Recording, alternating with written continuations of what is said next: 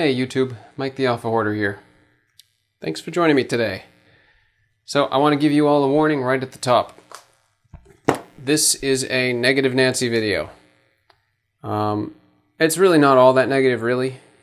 If I choose my words carefully, so I mean what I say, but it's going to come off as negative, I think.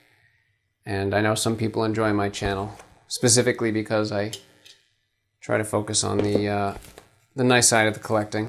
But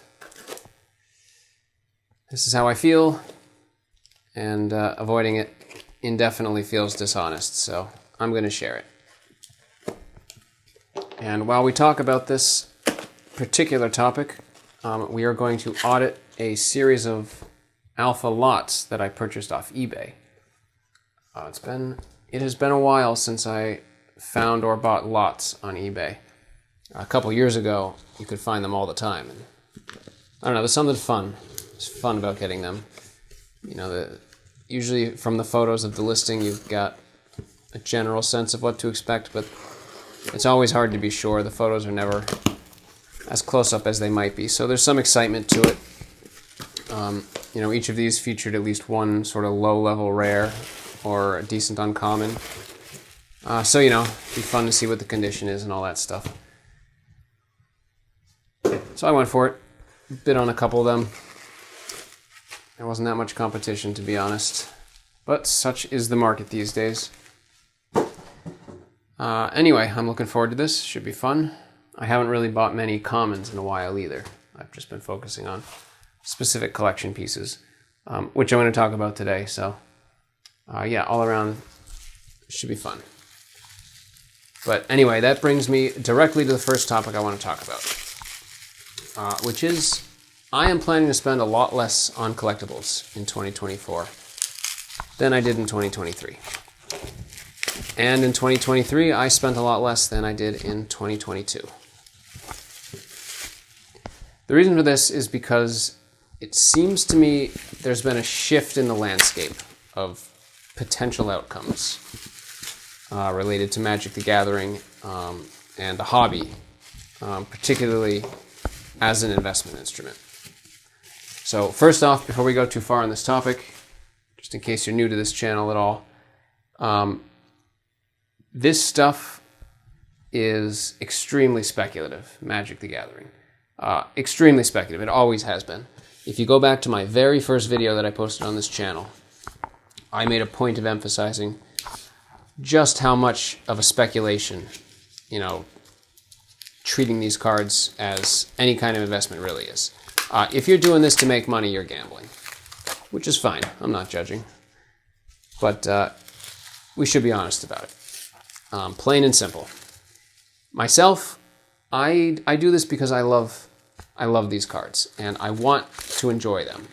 And the truth is I could never do that at scale if all the money I put in was just going down the toilet. So the fact that these cards have some value and can hold that value and conceivably can even appreciate in value, this is what allows me to spend the unreasonable amounts of money that I do spend in this hobby without feeling completely financially irresponsible.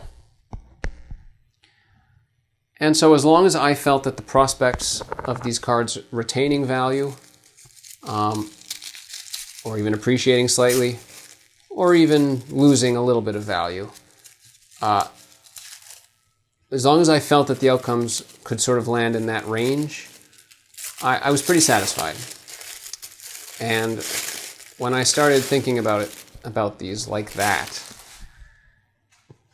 I sort of figured that the odds that old alpha Magic cards particularly would hold or gain value over a long term, 20, 30 years, I had that number somewhere around 70%.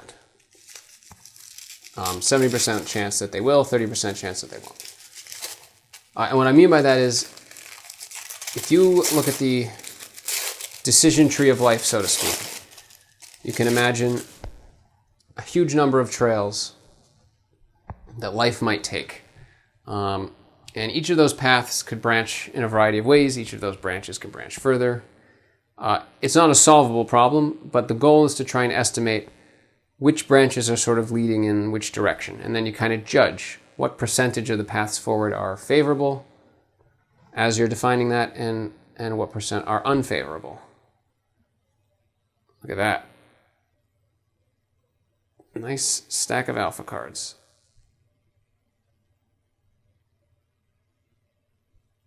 This is why lots are fun.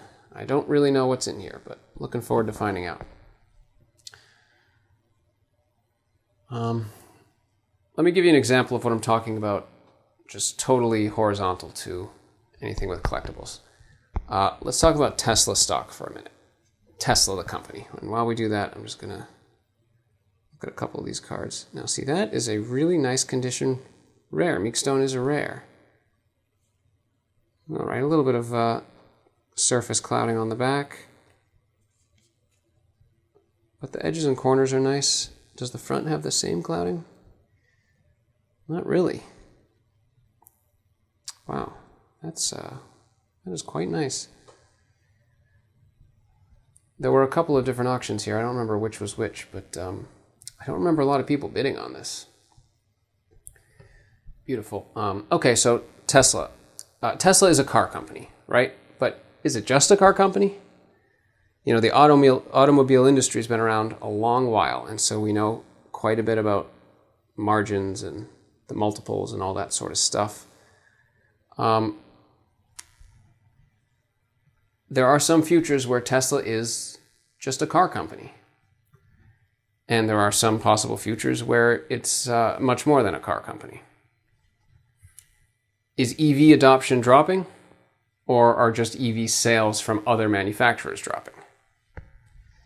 Is Elon Musk a heroic Bruce Wayne or a wicked Dr. Evil? Let me just yammer off a couple more things here, just because I'm trying to paint a picture of the multivariable nature of these problems. Will Tesla deliver unmanned robotaxis? Or is that a fantasy that has inflated their price artificially? Will they deliver on full self-driving and maybe license that to other companies? Or will they never be able to deliver, or else run into other regulatory stonewalls? Will Tesla become a leading provider of high-density batteries? Or the next AWS of video AI training with their new Dojo supercompute architecture?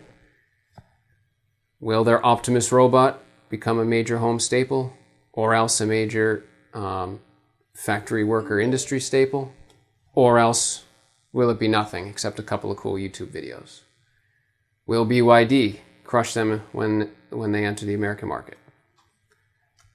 If you wanted to try to predict the long-term valuation of Tesla, you'd need to look at every single one of those things I said and a whole bunch of other things, right? And you would have to try to think through, first of all, what the implications of each of those things are, what sort of revenue they might create if they come to be, what sort of loss they might imply if they don't come to be and R&D continues to sink into them, and what the likelihood of them happening or not happening is. And you can almost think about this like a big math problem. You have all of these possible outcomes. Some of them hurt the company, some of them help the company, and you can kind of weight them all on how likely you think they are. This is obviously a very imprecise science. But this is what I mean by a decision tree. These cards are in really nice condition. There's a few recurring surface issues, but honestly, look at these edges, look at these corners. I believe these are coming from a collector who really cared about the cards, and that is cool. Cool to see. Looks like a little slide damage, maybe. So, again, it's very imprecise, but you also don't have to get it exact. The idea with this sort of thing is, as long as you're right more than you're wrong, you have a positive EV. And so to bring this back to collectibles, when I started taking notes and sketching through sort of rough models of what the collection space decision tree might look like on a 30-year timeline, I came up with a bunch of variables, did that rough analysis, and I figured that there was something like a 70% chance, like I said, that cards could hold or gain value. Super rough, don't hold me to that. Now, 70% is obviously likely, but it's not that likely, right? Like things that are 1 in 3 happen all the time. So if something is 70% likely and the opposite happens, you really can't and shouldn't be surprised. It's not really that surprising, right? But, you know, it was favorable, and that was good enough for me. I felt there was enough of a margin of error there. I was actually willing to lose value. You know, I mean, the goal, the hope was I would never encounter a life event that required me to get this money back out. But the plan was, if I did, I was okay not getting it all back out. I was okay getting a little bit less.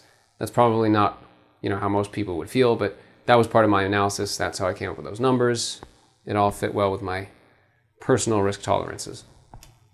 And so I started making moves, as you will know if you've been watching this channel.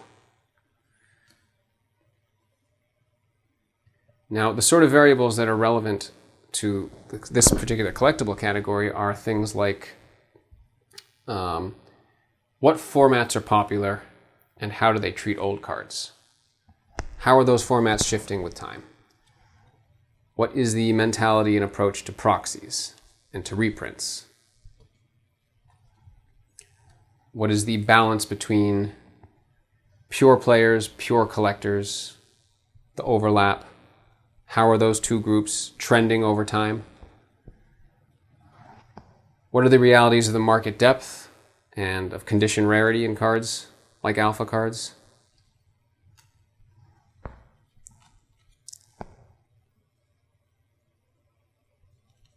You know, how rare is, I would call this a near mint terror. How rare is a near mint terror really? And how many people are interested in that market depth? What about Hasbro? How are they managing the IP? What about the whales in the hobby? What are they doing and what are their sentiments? Nice troll. Schuler art. I really love the red in Alpha. I don't know why. It just looks so nice. Biggest of all, I would say, is this collectible category capable of maturing into a long-term collectible? And to do that, it must make the generational leap. Or else it remains a single-generation pop culture phenomenon, which is the fate of most collectibles of this kind, to be blunt. You know, you have to take all of these questions and you have to build yourself a rough formula. And over the course of videos on my channel, I have talked about many of those topics, and that's why I break them out like that. It's all input into the formula. And again, this isn't very mathematical. You have to just sort of trust your instincts, come up with probabilities.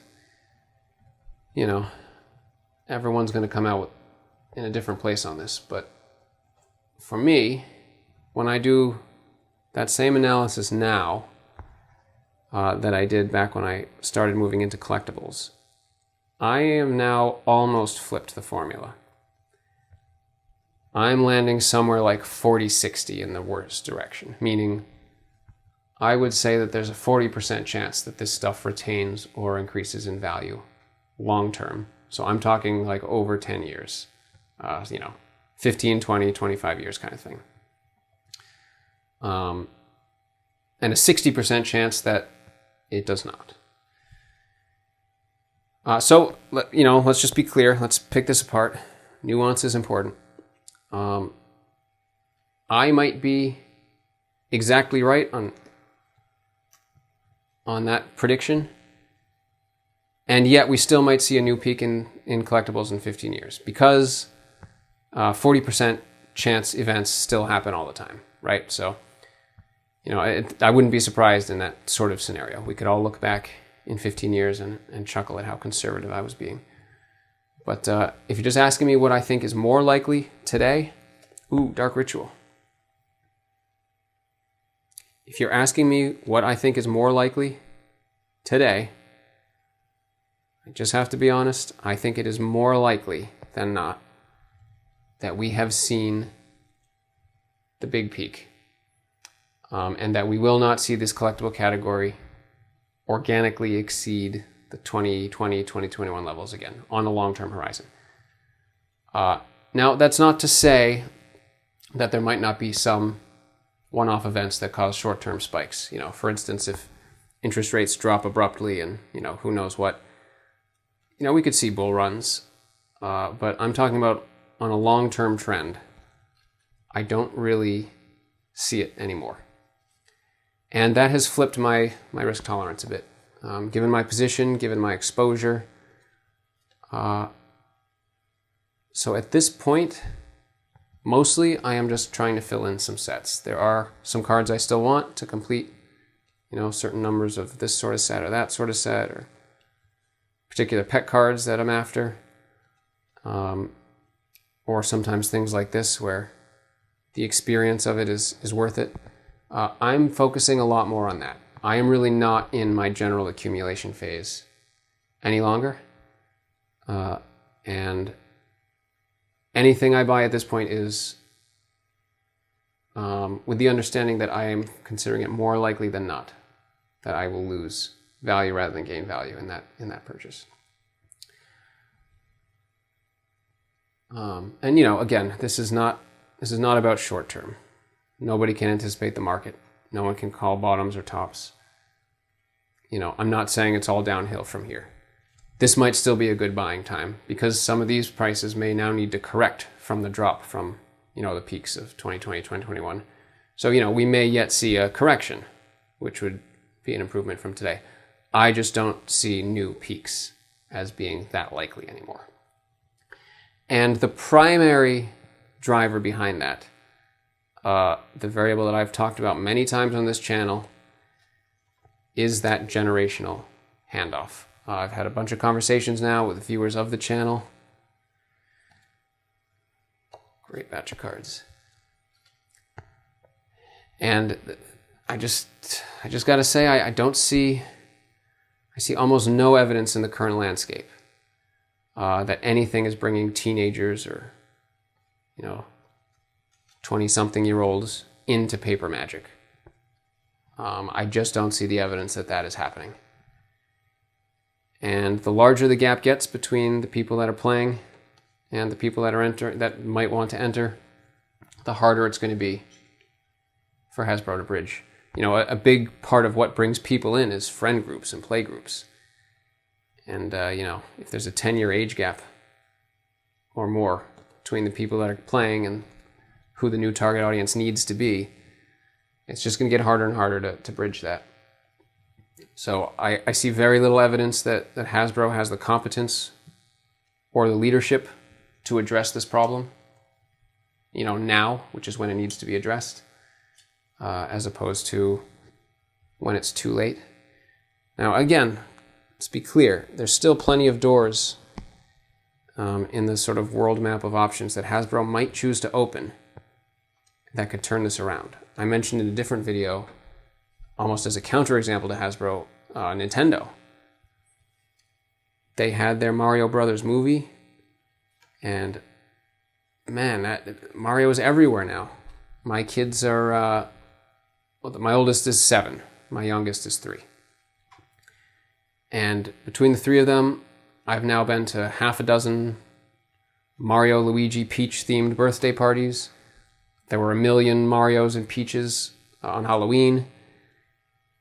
They've got these Lego sets now where it's a Mario character and a QR code reader, and as he jumps on things, it keeps score and stuff. They've got all sorts of stuff. They're all really into that IP. And that's an example of how one good movie can bring a whole new generation into an IP that's been rolling. Now, Nintendo is good at this. They keep these things going sort of consistently. Hasbro is obviously terrible at this. But that doesn't mean they couldn't bring in somebody who knows how to do it. So there are plenty of doors there that they might still open. But, you know, as I sort of tried to outline with the Tesla example, you have to look at all of these different things that can go multiple ways and just figure out how many you think are in your favor and how many are not. I think there are more ways that Hasbro is likely to go that will not take us there compared to the few ways they might go that could take us there. And then one other thing that's weighed on me a bit is sort of in the aftermath of the market unwinding in the last couple of years. From speaking with some of my, regular dealers and people that do higher volume, I've seen more and more evidence that a lot of the transactions during some of the peaks were between dealers and flippers. So it was people trying to build positions in cards, people trying to flip cards. It created sort of an artificial market depth that didn't reflect the actual organic demand, I think. And, as I discussed in my previous video, a lot of cards, not necessarily talking about alpha, a lot of cards are not quite as rare as you might think. And if you couple that with the fact that there's probably fewer people who really want them than you might think, if you had been looking at sort of the state of the market a couple of years ago, that's sort of a compounding problem. It does make me have to ask how deep the market will be in, say, 10, 15, 20 years. For me buying this stuff, it's always been a long-term, hold. Don't sell unless I have to, because I don't want to sell. So that's the horizon that I'm looking on. So in 15, 20 years, what sort of demand will there be? Again, there could be plenty. There are doors that open that way. But it seems to me that there are more doors that don't.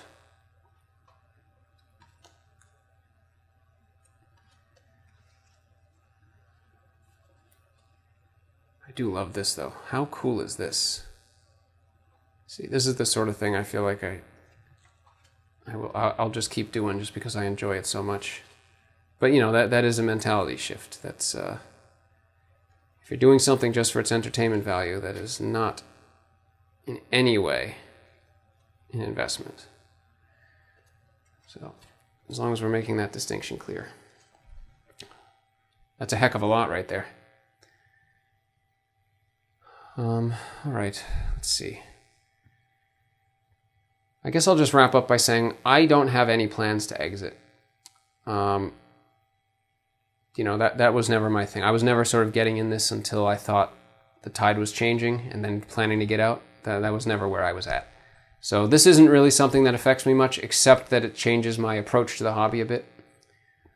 Believe it or not, I'm a reasonably financially responsible guy. So as much as I love these cards, I do have to change my formula.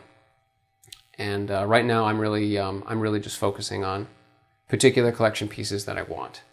And I really don't see myself going back into an accumulation phase.